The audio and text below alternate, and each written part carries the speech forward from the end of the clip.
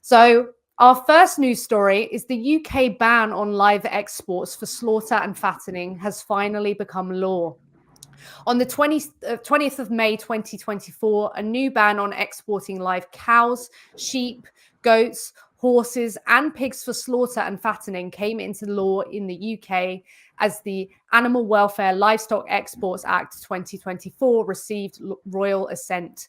The act ensures that farmed animals in the UK are killed in the UK and not transported to another country so they can be killed there. What are your thoughts on that, Kenny? Is killing animals, in the UK suddenly okay? Yeah, that's the thing, right? Obviously not. You but like we have to Mhm. question like what is it solved? Yeah, it's really bizarre. I think it's one of those things that um, people who eat animals tend to care about the welfare of animals, but not fundamentally make that connection that like the things that are happening to animals are going to be bad. Like if it's really bad to export animals elsewhere and kill them, then it's going to be horrible to kill them just as is, like wherever you do it.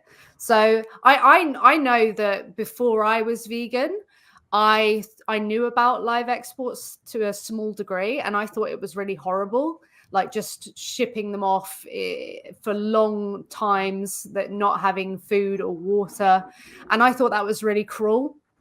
Not understanding that it's just inherently cruel to kill someone. So Yeah, yeah. um, yeah. Sorry, go I on. think I think there's like um if I'm not mistaken, like a lot of the animals that we export, they're like quote unquote useless to us. So it's like Mhm. because I don't think like for an animal that would normally be raised and killed here that it's economically viable to do this to them. I think it's more for like veal calves and stuff in it, like baby male like dairy cows and stuff. Mhm. So it's a case of like because other countries would like we wouldn't raise them, but apparently like other countries would keep them alive for longer than we would. So yeah, it's just a case of like we're obviously just going to be killing more animals here, but either way, it just doesn't fix the core issue. It's obviously not a you could look at it as a step towards the right direction of like caring about animals. I'm just skeptical as to whether that's the fuel behind the decision, you know? Yeah, and live exports for other reasons, such as for breeding and competitions, will still be allowed provided animals are transported in line with legal standard requirements of animal welfare. So the ban is not across the board. It is like the animals who are being bred and for competitions, they are still going to be exported and still have that issue. So live exports for slaughter have been on hold since December 2020 when the bill was first introduced, but they could have restarted at any moment before this ban was eventually passed by both houses of parliament in May 2024. Before 2020, about 1.6 million animals had been exported from the UK. A government consultation showed that 87% of respondents wanted to see live exports banned, and now their wish has come true.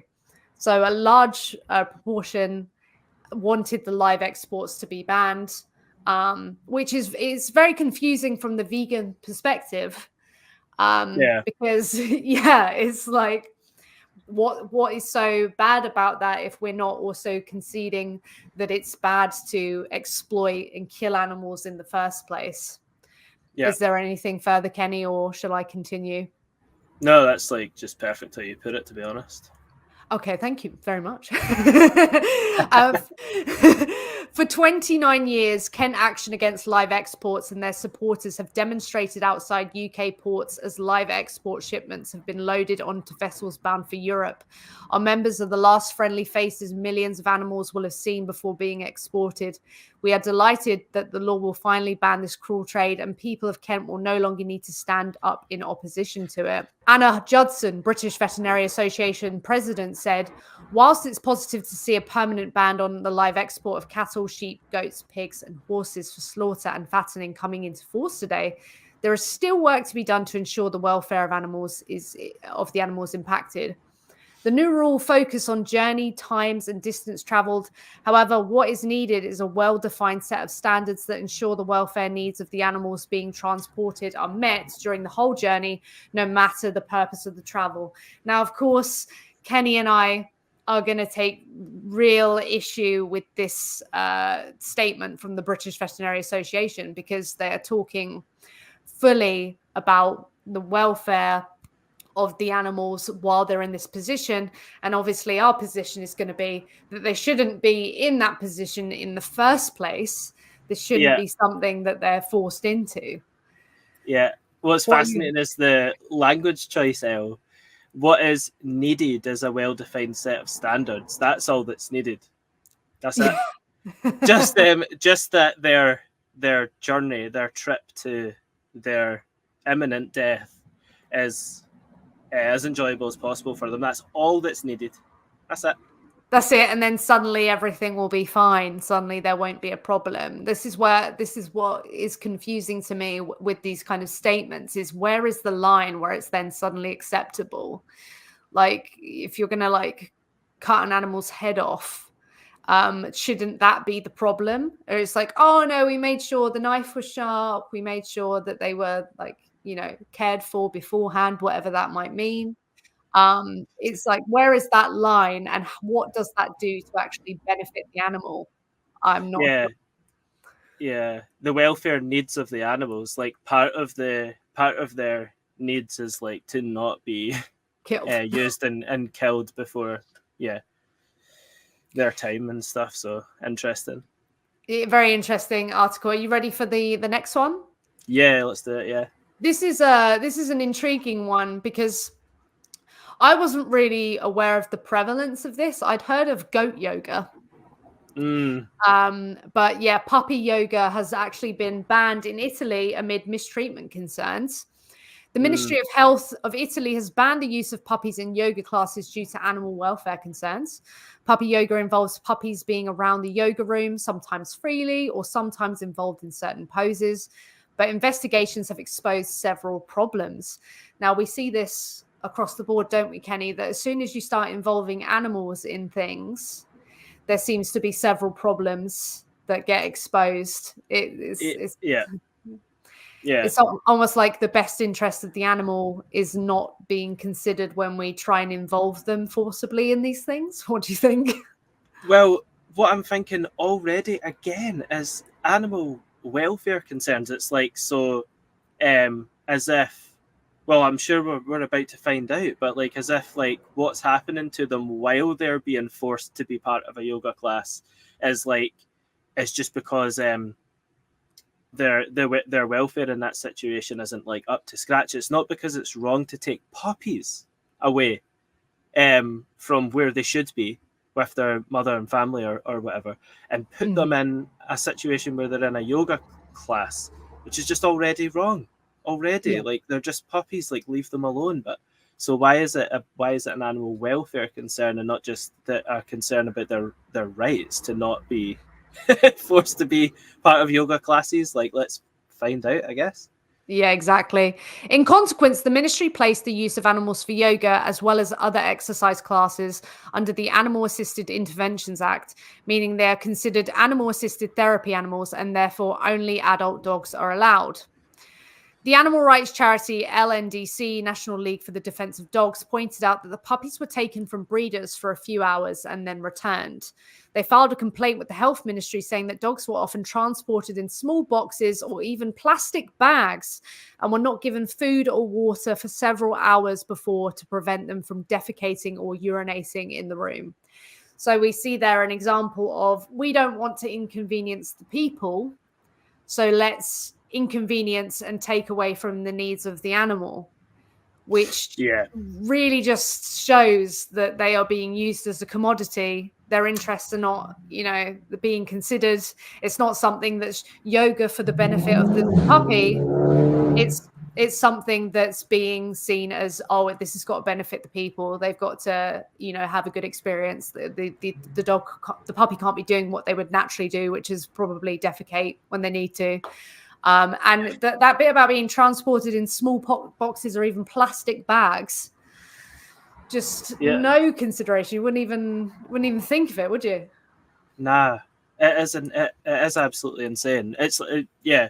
Anytime anytime an animal's viewed as like a commodity, they're people just seem to like not have the ability to care about them whatsoever. But still, like even if they weren't being transported in plastic bags and boxes, and they did have food and water, and they were able to go to the toilet, it would still be wrong to force puppies to be in a yoga class. Like it would still be wrong to do that.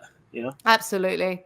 An expert on Italy's National Board for Animal Protection said that besides the classes being a physically and mentally stressful experience for the dogs, people are overtaken by a wave of emotion after experiencing sensations of well-being from the proximity of the puppies. So this would lead to rushed adoptions without careful consideration of what looking after a dog entails, in turn leading to an increased abandonment rate.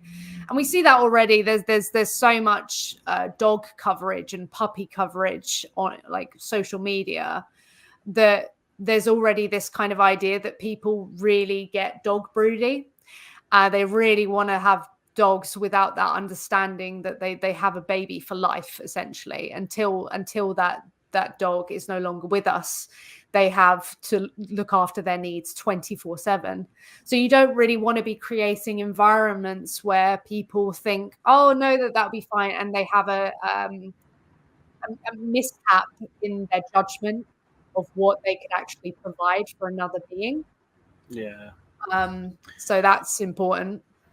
Yeah, and all the while, people are just doing yoga like normal people do yoga. So Yeah.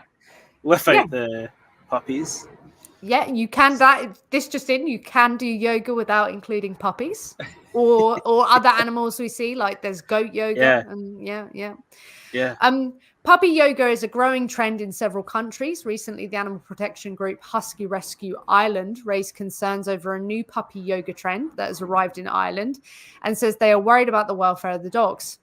A spokeswoman for the Husky Rescue Ireland wrote on social media, apparently doggy yoga is coming to Dublin with puppies from ethical breeders. From ethical breeders. No. No. Oh, that's a big one. This is exactly what we touched on earlier, man. But yeah, Yeah. continue. Please know that this is not right. Puppies should not be used as marketing tool or a piece of equipment. Not to mention the fallout of this issue will put more pressure on pounds and rescues who are already full and struggling to stay open. Please remember to adopt, don't shop. Avoid this if it does come, spread the word, and make sure to read all the responses in the photos. So yeah. What does a yoga puppy's life look like outside of their job, their duty that they didn't choose? Is the question. Like what does their life look like? When their purpose as a yoga commodity has been fulfilled. Like so many questions. But yeah, I can see why that. As they're saying, like obviously it's going to put a ton of pressure on dog adoption situations, but it's so silly, unnecessary. Don't know what else to say. Yeah, no, ready for the next one? Yeah. That one's it's just honestly ridiculous, isn't it? It's just like, how many different ways are we going to use animals, and when are we going to get the memo that their best interests are not being considered here, leave them alone? Would be fantastic. But UK fox hunter sentenced for multiple animal cruelty offences. Now, this is kind of a different one from the norm because you don't usually see there being any real repercussions for fox hunters. They can get through loopholes and they can do horrifically cruel things to horses, to dogs, and to foxes. And nothing really comes of it. So this will be interesting to read. On the 17th of May 2024, the huntsman of Carmarthenshire, this is in Wales, was sentenced to 20 weeks prison, suspended for 2 years, 150 hours of unpaid work, plus £150 surcharge after being found guilty of causing unnecessary suffering to several animals. The unnecessary suffering is a really interesting way to put it there. However, he did not receive a disqualification from owning animals, as anti-hunt campaigners were hoping for. So could you imagine that, Kenny? Someone has been horrific, caused unnecessary suffering to animals, yet they do not get disqualification from owning animals. Yeah, it's literally insane, and I'm totally fixated on the point that you brought up, like about causing unnecessary suffering. To that, in this context, like a fox hunter, like in which scenario do they cause the necessary kind? Yeah, like where in that, like where in that to the foxes, where in that to the horses, where in that to the dogs, is any of that necessary anyway? Oh, Yeah, that yeah, absolutely. yeah. According to the Hunt Saboteurs Association, when the RSPCA raided the huntsman's property, they found 5 horses suffering from extreme neglect. All were severely underweight and suffering from lice infestations and rain scald. A Shetland pony weighed just 60 kilograms when rescued. Additionally, HAS reports that a foxhound was found to have prolapsed genitals and had to be treated with methadone. So yeah, where any of that would that be necessary anyway? But it's no shock that people who are going out to abuse animals Mm-hmm. would be engaging in animal abuse to other animals. Yeah, Uh, literally.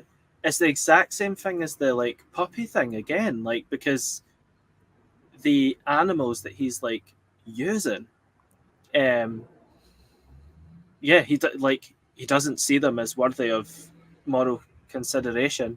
It's just this exact same pattern every time when someone thinks animals are here for them to just use them in whichever way they please. Like they're never gonna care about them properly.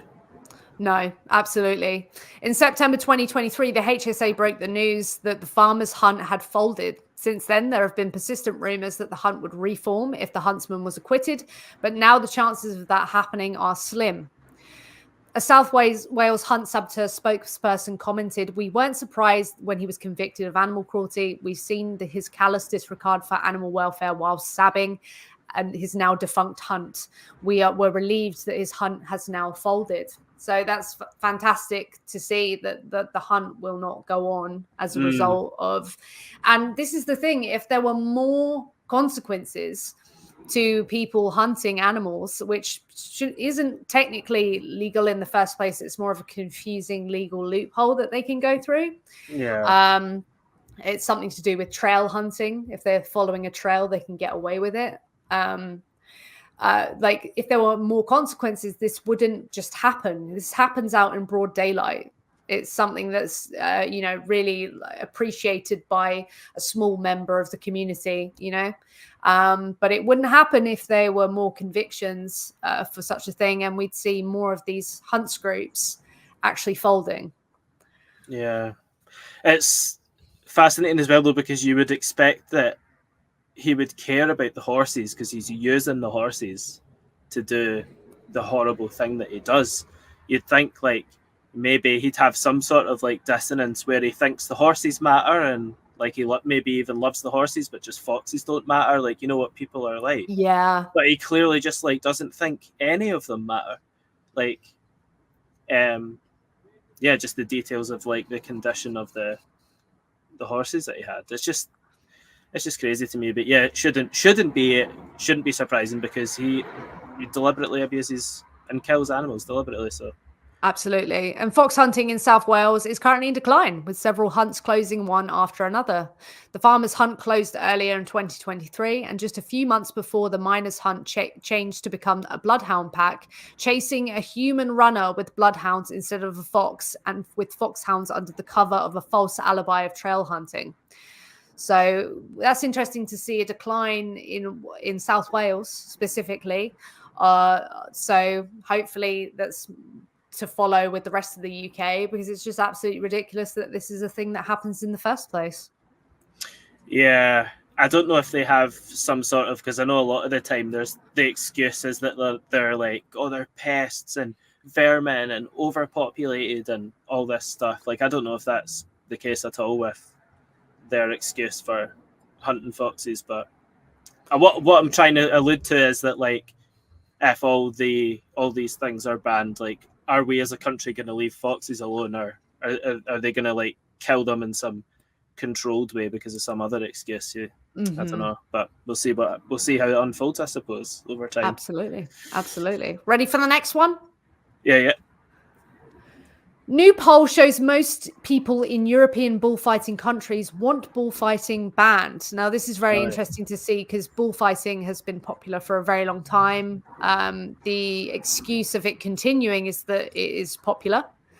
That has cultural significance. So it's interesting to see that there's a shift happening.